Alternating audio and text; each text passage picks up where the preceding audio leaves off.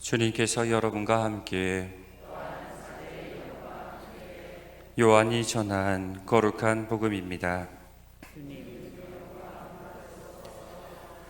그때 예수님께서는 바리사이들에게 이르셨다. 나는 간다.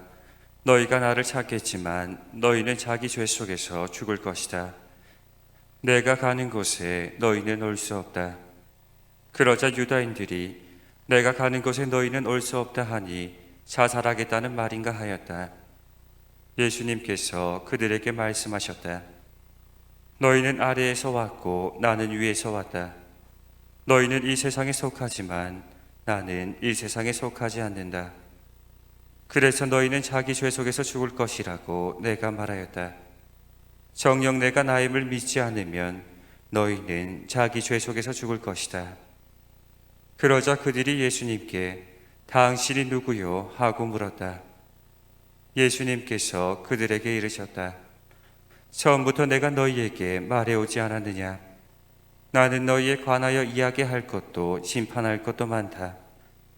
그러나 나를 보내신 분께서는 참되시기에 나는 그분에게서 들은 것을 이 세상에 이야기할 따름이다.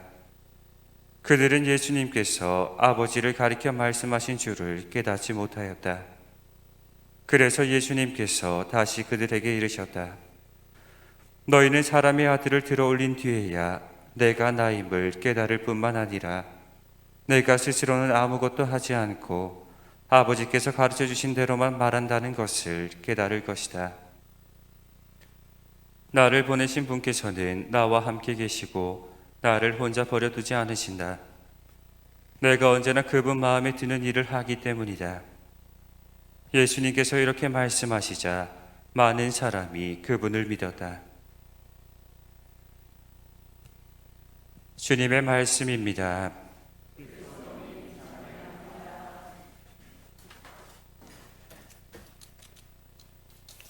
참 예수님, 잠시 마이크를 바꾸고 시작하겠습니다.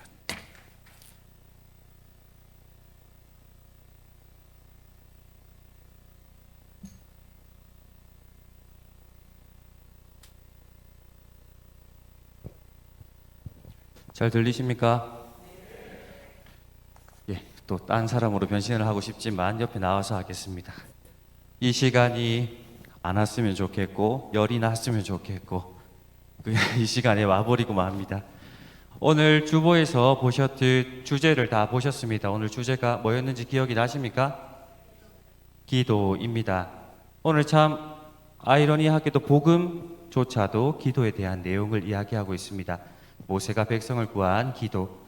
그렇다면 기도를 제가 정한 이유를 먼저 말씀드리고자 합니다. 자제가 돼서 성당에서 가장 많이 듣는 이야기가 있습니다. 저분은 기도를 정말 잘하십니다. 기도를 많이 하십니다. 그리고 저분의 기도는 잘못했습니다. 신부님 가서 이야기 좀 해주세요. 하지만 기도에 대한 기준이 따로 있겠습니까? 여기 계신 분들은 기도를 뭐라고 생각을 하시는지 한번 스스로에게 물어보시면 좋을 것 같습니다. 혹시 본인들이 생각하는 기도가 무엇인지 이야기해 주실 수 있는 분이 계신가요? 하느님과 대화를 하는 것. 그리고 말씀을 안 하시면 마이크를 건네드릴 수도 있습니다. 전례부장님, 기도가 뭐지요?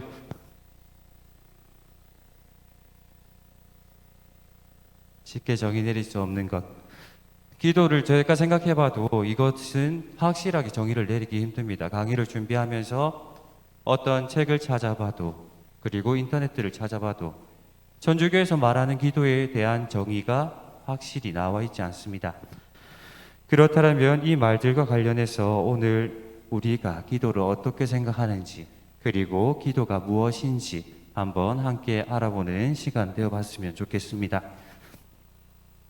그리고 하나의 이야기로 시작을 하고자 합니다. 제 손에 뭐가 들려있죠? 컵이 있습니다. 이것을 보시면 컵에 귀가 다 있죠? 컵의 귀가 어디에 붙어 있는 것 같습니까?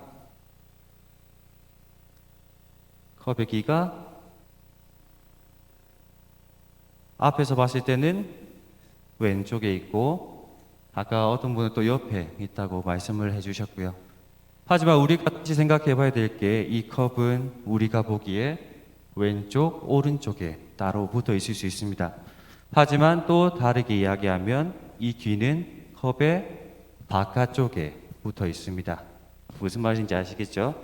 왼쪽, 오른쪽이 아니라 컵의 바깥 붙어 있습니다. 그리고 또 하나의 신앙인들에 있어가지고 가장 큰 골칫거리 중 하나, 나는 원수를 용서를 나는 분명히 생각으로 했습니다. 근데 그 사람 얼굴을 보면 때려버리고 싶고 화가 나고 나는 용서를 했는데 왜 내 마음에는 그 죄가 없어지지 않고 화가 없어지지 않는가? 그것에 대해서 한번 생각해 보신 적 있으십니까? 아까 컵의 이야기와 이것들은 같이 가고 있습니다. 그 용서를 하는 주체가 누구죠? 이야기할 때 저는 용서했습니다. 이렇게 이야기를 하지 않습니까? 하지만 그거는 제 생각에 있는 용서입니다. 이야기하시는 분의 용서고 내 생각 안에서만 그분의 잘못에 대해서 내 감정에 대해서 그것들을 용서하였을 뿐입니다. 하지만 그 원수인 대상이 내 앞에 왔을 때 내 생각에만 놓고 올라다 보니 그 원수가 나에게 와서는 내가 생각한 대로 이루질 않습니다. 그러다 보니 다시 화가 떠오르고 미움이 떠오르고 그 원수는 잊혀지지 않고 내 마음에는 그 상처가 없어지지 않고 답답해 미칠 것 같은 마음이 듭니다. 이 두 가지의 공통점을 혹시 아시겠습니까? 컵의 귀가 왼쪽에 있다, 오른쪽에 있다. 그리고 내 원수가 잊혀지지 않는다. 결국 그것들은 누구의 기준에 맞춰져 있는 것이죠? 내 기준에 맞춰져 있는 겁니다. 그 기도에 앞서 있어가지고 그것들도 한번 생각을 해보셔야 합니다. 오늘 주제가 제가 기도로 잡은 이유도 기도를 올바로 하기 위해서는 내 생각으로 해서는 안 되는 것이 기도라는 것입니다. 기도는 다르게 정의하면 내 생각을 내려놓고 하느님의 말씀 듣기라고 가장 먼저 표현을 할 수 있습니다. 기도를 한다는 것은 머그컵과 원수를 내가 용서한다는 그 이야기에서 내 생각으로 보는 세상, 내 생각만으로 바라보는 상대, 그것에서 벗어날 수 있어야 이제 기도가 이루어지기 시작한다는 것을 말씀드리기 위해서였습니다. 기도는 우리가 자주 들었던 마테오복음 18장 3절의 내용처럼 되어야 합니다. 내가 진실로 너희에게 말한다. 너희가 회개하여 어린이 아이같이 되지 않으면 결코 하늘나라에 들어가지 못한다. 라는 구절 한 번씩은 다 들어보셨을 겁니다. 그리고 너희가 철부지처럼 되어야 하느님의 나라에 들어갈 수 있다. 라는 성경 구절들을 들어보셨을 겁니다. 이 생각은 결국 기도는 어린아이처럼 순수한 마음으로 행해야 한다. 아무런 가림 없이, 막는 것 없이, 거짓 없이 나를 내세우지 않고 하느님을 있는 그대로 받아들일 수 있을 때 그 기도가 이루어지게 된다는 겁니다. 그렇다면 기도를 어떻게 해야 하는가?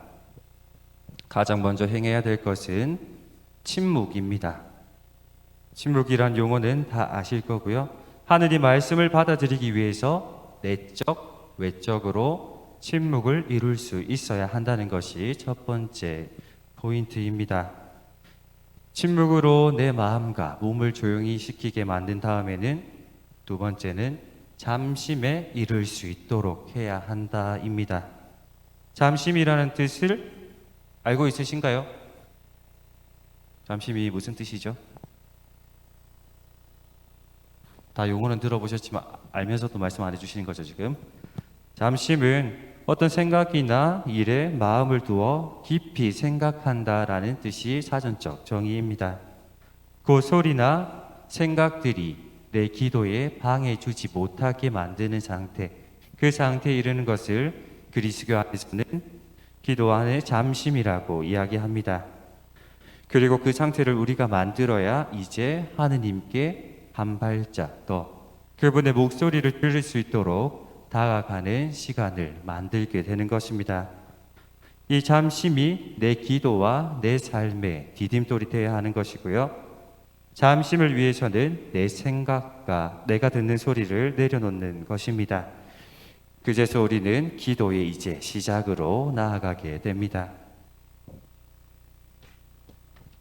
기도는 구약 성경에서 찾아보면 한 가지 맞는 구절이 있어가지고 또 말씀드리겠습니다. 열왕기 19장 3절에서 13절은 다음과 같이 이야기하고 있습니다. 나와서 산 위 주님 앞에 서라. 바로 그때 주님께서 지나가시는데 크고 강한 바람이 산을 핥히고 주님 앞에 있는 바위를 부수었다. 그러나 주님께서는 바람 가운데 계시지 않았다. 바람이 지나간 뒤에 지진이 일어났다. 그러나 주님께서는 지진 가운데 계시지 않았다. 지진이 지나간 뒤에 불이 일어났다. 그러나 주님께서는 불 속에도 계시지 않았다. 불이 지나간 뒤에 조용하고 부드러운 목소리가 들려왔다. 이것이 바로 우리가 기도와 침묵과 잠심을 이루면 들리는 하느님 말씀을 빗대는 구약 성경 중 구절 중 하나입니다. 곧 계속 말씀드렸듯이 기도가 내 모든 것들, 내가 들리는 것들, 내가 생각하는 것들, 그것들이 온전히 멈추고 우리가 하느님 안에 머무는 그 순간 하느님의 뜻을 찾고 발견하는 것임을 기도임을 성경은 또 뒷받침해주고 있습니다. 지금까지 본 내용에서 기도는 하느님의 말씀을 듣는 내용을 위주로 이야기했습니다.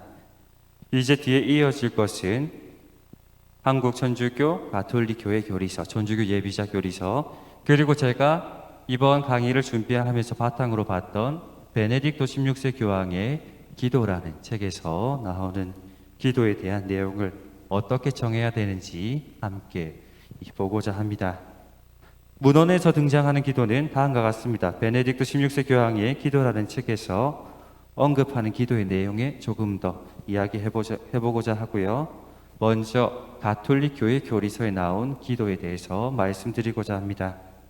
가톨릭 교회 교리서 2567항에서는 기도는 하느님 사랑이 언제나 앞서는 것이요 인간 행위는 언제나 이 사랑에 대한 응답이라고 말합니다. 달리 표현하면 하느님과 인간이 서로에게 하는 호소, 계약이 바로 기도라고 표현합니다. 가톨릭 교회 교리서에 따르면 기도는 우리만 하는 것이 아니라 하느님과 우리가 같이 하는 계약과 대화의 관계다라는 것을 이야기를 합니다. 베네딕토 16세 기도의 책에서는 기도를 하느님과 인격적인 관계를 맺는 것, 그리고 잘 아시다시피 말씀하셨다시피 하느님과 직접 나누는 대화, 하느님과 이루는 일치라는 의미로 기도를 표현을 합니다. 그리고 교회 대학자인 토마스 아퀴나스는 기도를 두고 하느님을 향한 인간적 갈망의 표현이라고 합니다. 우리가 언제나 하느님께 정하는 것들이 있고 바라는 것들이 있고 그 마음을 하느님께 올리는 것을 토마스 아퀴나스 성인은 갈망이라 표현을 했습니다. 그렇다면 이제는 조금 더 봐서 가톨릭 교회 교리서와 기도의 책에서는 구약과 신약에 이르렀을 때 그 안에서 기도가 어떻게 나오는지 또한 공통적으로 이야기하고 있습니다. 그것들을 한번 살펴보고자 합니다. 구약에서 나오는 기도의 모습은 어떠한 기도겠습니까? 우리가 바라는 하나님께 원하는 그런 기도이겠습니까? 아니면 구약 성경을 생각하면 어떤 게 기도라고 떠오르시죠? 혹시 있으십니까? 제물을 바치는 것. 또 뭐가 있을까요? 성경을 한번 읽어보시면 좋을 것 같고요. 구약에서 드러난 기도의 모습은 보통 청원 기도의 모습으로 등장을 합니다. 청원 기도는 크게 통틀어서 구원과 찬미, 감사에 대한 내용을 담고 있고요. 짧게 살펴보면 구약에서 볼 수 있는 청원 기도의 첫 모습은 바로 소돔과 고모라의 멸망에서 등장을 합니다.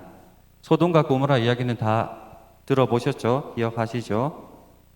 보면 타락한 마을에 이제 하느님께서 재앙을 내리고자 하십니다. 하지만 우리의 신앙선조인 아브라함이 나와가지고 하느님께 청혼을 합니다.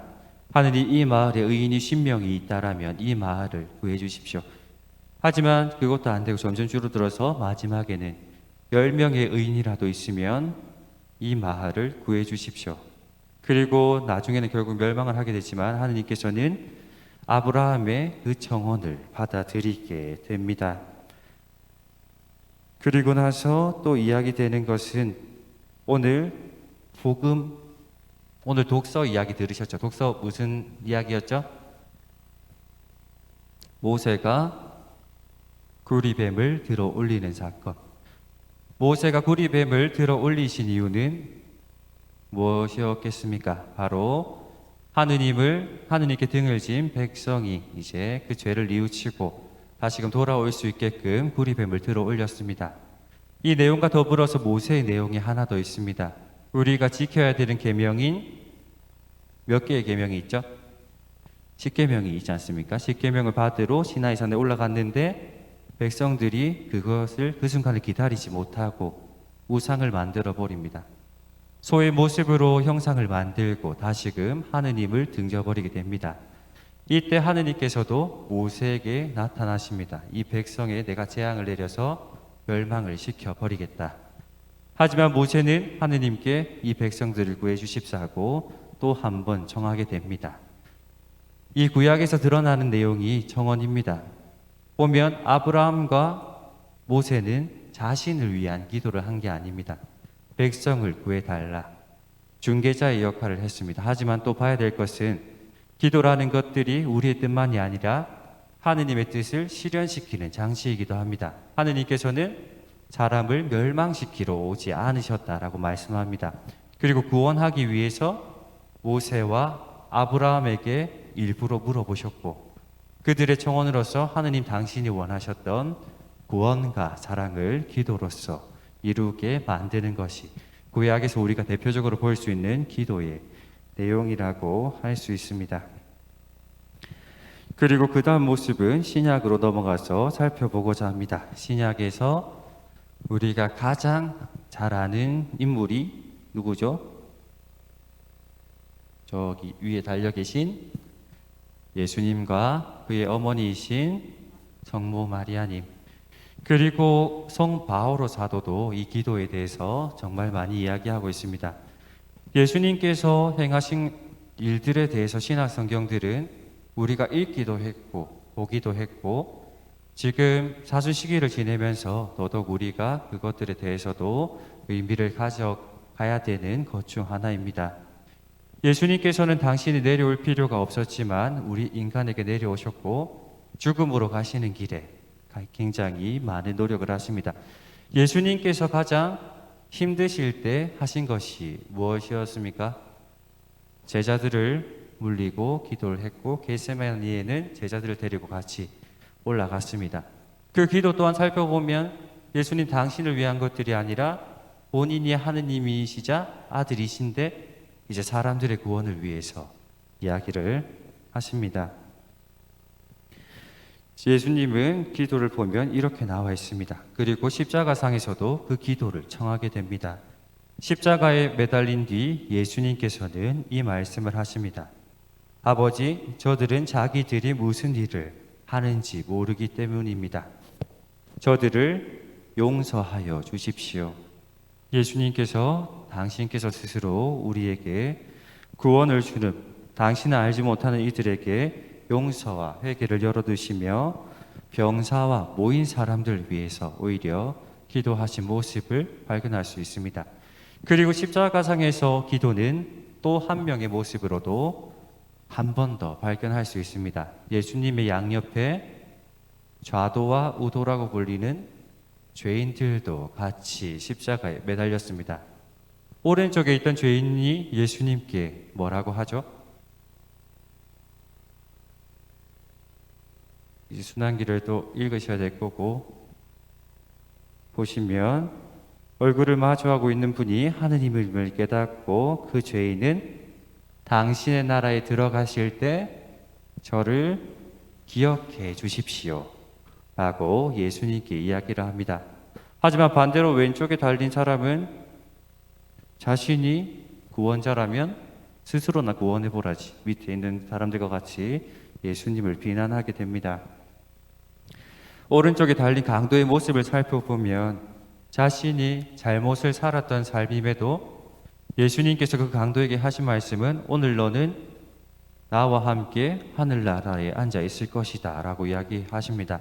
이것을 통해서 오른쪽 강도가 보여준 것은 아무리 우리가 잘못을 하고 힘들고 잘못을 지었을지라도 예수님께서는 진솔한 기도와 성찰을 정하면 언제든지 우리가 하느님의 나라에 들어갈 수 있도록 그것을 마련해 주시는 모습을 강도를 통해서 보여줍니다.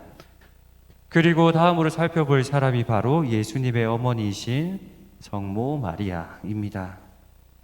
예수님과 함께 성모님의 삶은 그 자체가 기도였습니다. 성모님께서 수태고지 때 저는 주님의 종입니다. 말씀하신 대로 저에게 이루어지기를 빕니다. 성모님께서는 처음부터 인간적인 삶에서도 마음이 하느님께 열려 있었고요. 그분의 말씀을 받아들일 준비가 되어 있었고 그 말씀이 왔을 때 그 기회를 놓치지 않으셨습니다. 어떻게 보면 성모님 삶 자체가 말씀드렸다시피 하느님에 대한 순종이자 기도의 삶을 살아오신 분입니다. 달리 표현하면 성모님께의 기도는 기도 안에서 예수님의 살아있는 기억을 나누는 것, 그리고 예수님의 현존을 보존하면서 예수님께서 부여하신 사명에 동참하는 것이 기도라는 것을 스스로 삶을 통해서 우리에게 보여주셨습니다. 그리고 다음 바오로 사도는 기도에 대해서 이렇게 이야기합니다. 기도란 주님 안에서 우리의 마음이 열리고 하느님과의 일치만이 아니라 하느님과 모든 자녀와의 일치 관계로 들어가는 것이다 라고 이야기를 합니다. 그리고 이와 더불어서 바오로 사도는 기도를 우리 자신의 행위라고 여겨서는 안 된다고 이야기합니다. 기도는 하느님께서 우리에게 주시는 선물이요 우리 안에 살아계신 생명을 주는 아버지와 예수의 현존의 열매이다라고 표현합니다. 또한 바오로 사도는 기도를 하느님과 인간의 상호관계에 있는 표현이라고 이야기를 합니다. 여기서 주의해야 할 점은 기도의 주도권은 하느님께 있고 성령께서 우리 안에 활동하심으로 우리는 기도 안에서 하느님의 뜻을 찾고 살아가는 것이 가능하게 만든다라고 이야기를 합니다. 그 기도는 하느님께서 미리 주신 말씀에 대해 우리의 마음이 열리는 것, 그리고 하느님과 기도 통해서 일치를 되고 동시에 하느님의 모든 자녀들이 일치를 이루게 만드는 것이 기도라고 이야기합니다. 그 표현 들어보셨을 겁니다. 몸은 하나이지만 지체는 여러 가지이다. 그게 우리 교회의 특성이자 어떻게 보면 기도의 그 모습이라고 이야기를 할 수가 있습니다.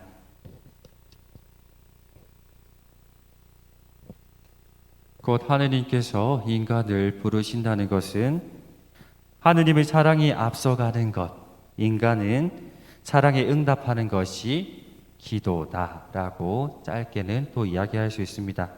성모님께서는 기도 안에서 살아가신 예수에 대한 기억을 나누는 것이라고 이야기를 한다고 말씀드렸고요. 지금까지 살펴본 성경에서 보이는 기도의 특징은 중재자를 통한 하느님에 대한 청원과 구원이었고요. 오늘 말씀드렸지 않지만 시편은 그 자체가 기도고 하느님께 찬미와 감사를 드리는 그 내용이 담겨져 있습니다. 시편과 잠언은 한 번쯤 읽어보시면 좋을 것 같고요. 그리고 이 기도의 의미는 우리에게 많이 이루어지고 있습니다. 그리고 또 하나 기도 지금까지 살펴본 것을 통하면 청원 기도를 살펴봤고요. 이 의미들은 지금 우리에게도 유지되어 오고 있습니다. 그리고 이 청원 기도가 우리에게 내려와서 가장 잘 드러내고 있는 것이 바로 우리가 주일 미사 때나 대축일 미사 때 바치는 무슨 기도죠? 신자들이 바치는 보편 지향 기도, 그 모습을 통해서 우리도 다른 이들을 위해서, 우리가 살아가는 모든 삶들을 위해서 하느님의 뜻을 계속해서 전달하고 있습니다. 지금까지 내용을 통해서 기도란 하느님 말씀을 듣는 것만이 아니라 사람이 청할 수 있는 기도임을 또 알려드렸습니다. 그리고 대표적인 예시가 소돔과 고모라, 그리고 십계명, 오늘 독서에서 들은 불이 뱀을 들어올린 그 모습에서 드러났습니다. 기도의 모습은 청원의 성질도 가지고 있지만 무엇보다 하느님과 인격 관계를 맺는 거라 말씀드렸습니다. 하느님 말씀과 더불어서 그 방법을 청하기 위해서 어떠한 기도가 있는지 짧게 살펴보고자 합니다. 기도의 형태는 우리가 미사 때 소리내어 주님의 기도를 바치는 것과 같은 소리 기도, 염경 기도죠. 염경 기도가 있고요. 그리고 묵상 기도가 주로 이야기되고 있습니다. 소리 기도는 소리를 내어 기도함으로써 혼자 바치기보다 공동체가 함께 바치는 기도로서 하느님과 일치됨을 드러내주고 있고요. 묵상 기도는 하느님 말씀과 뜻을 우리 스스로의 삶에 비추어 침묵하는 가운데서 하느님께 마음으로 바치는 기도입니다. 대표적으로 정당에서 앉아서 하는 성체조배가 있고요. 그리고 예수님의 말씀을 읽고 그분의 뜻을 찾고 느끼고 실천해가는 바로 성경 묵상, 이 기도에 행하기도 합니다. 그리고 이해할 수 없는 것조차 하느님 사랑 계획의 일부라는 것을 믿고 바라고 살아가는 것이 우리가 묵상 기도 안에서 또 찾아가야 될 기도에 대한 주제 중 하나입니다. 그리고 가장 쉽게 우리가 할 수 있는 기도가 자유의 형태를 가지고 있는 무슨 기도일까요? 화살 기도입니다. 화살 기도는 우리가 가장 쉽게 접할 수 있고요. 화살 기도를 통해서 우리의 매일의 삶과 연결시킬 수가 있습니다. 그리고 그 의미를 찾고 하느님과 뜻이 일치되도록 기도하는 것입니다. 그리고 마지막으로 그 자체가 기도인 것이 바로 우리가 지금 앉아서 같이 드리고 있는 미사입니다. 미사 자체가 온전한 예수님의 기도와 마지막 최후의 만찬 속에서 그분의 사랑의 뜻으로 이루어지고 있고요. 우리는 이 미사 속에서 오히려 더 주님과 일치되고 가까이 가면서 그분의 뜻을 찾고 살아가고자 앉아 있습니다. 기도는 이렇게 짧은 형식들로 나누어져 있습니다. 이제 거의 끝나갑니다. 조금만 참아주시면 좋겠습니다.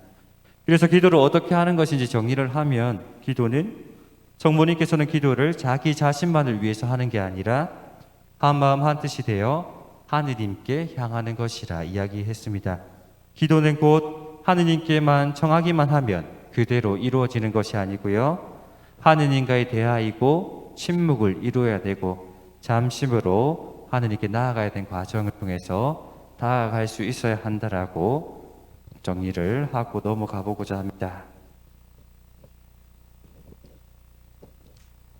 그리고 기도를 한다는 것은 성체조배를 해보시면 처음에는 집중이 안 될 겁니다. 그리고 그 시간들이 있으면 잡생각들이 떠오를 거고요. 그게 침묵과 잠심에 떠오르면 신부님 중 한 분은 그렇게 표현합니다. 내 손과 발이 있는지도 모르는 상태에 이른다고. 그때가 온전히 내 마음이 집중된 상태고요. 하느님의 목소리는 그때부터 들려오게 됩니다.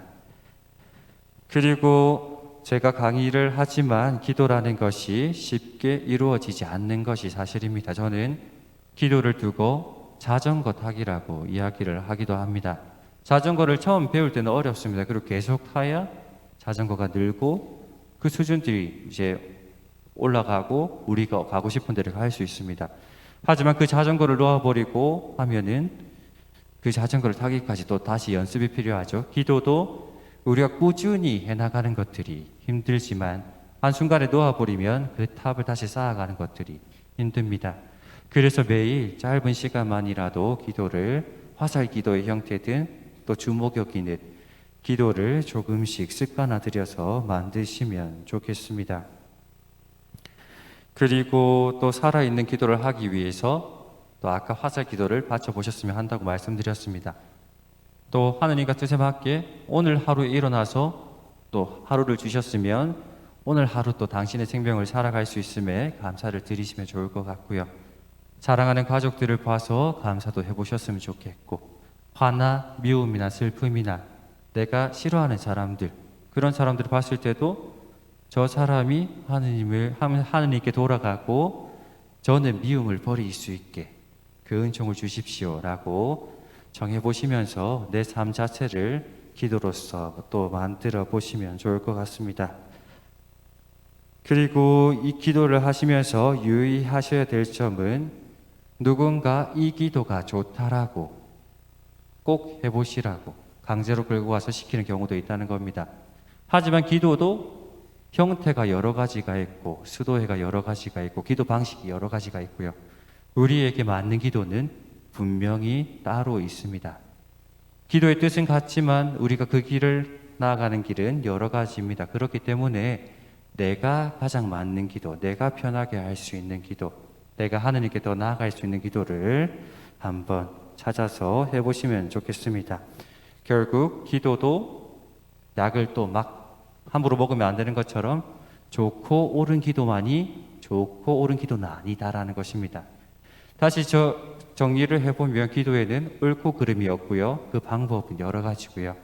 오래 앉아 있는다고 해서 기도를 잘하는 것이 아닙니다. 그리고 가장 심하게 저지른 오류가 저 사람은 기도를 어떻게 한다라고, 기도에 대한 판단은 우리 안에서 행하면 안 된다는 것을 말씀드리고자 합니다. 그리고 기도는 나의 소원을 이루어주는 것이 아니라는 것을 아셨으면 좋겠고요. 기도라는 것들에 대해서 내가 이것이 이루어지기를 원하기보다 그것이 이루어질 수 있도록 나에게 힘을 주시고 당신께서 끌어갈 수 있음을 한번 또 정해 보시면 좋을 것 같습니다.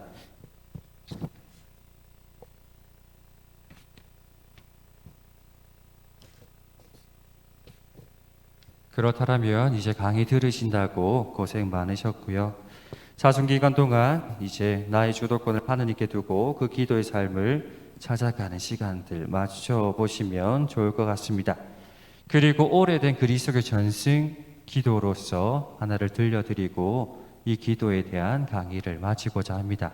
눈 감고 이 구절 한번 마음에 새겨보셨으면 합니다. 주님 청하오니 우리의 기도와 일이 언제나 당신에게서 시작되고 당신에게서 끝날 수 있도록 당신의 은총으로 함께 하여 주십시오. 아멘. 이 기도로서 우리의 하루와 마무리를 시작하고 또 다가오는 주님의 부활 속에서 하느님께 온전히 이루는 기도 시간들 만들어 보셨으면 좋겠습니다. 강의 듣느라 고생 많으셨습니다.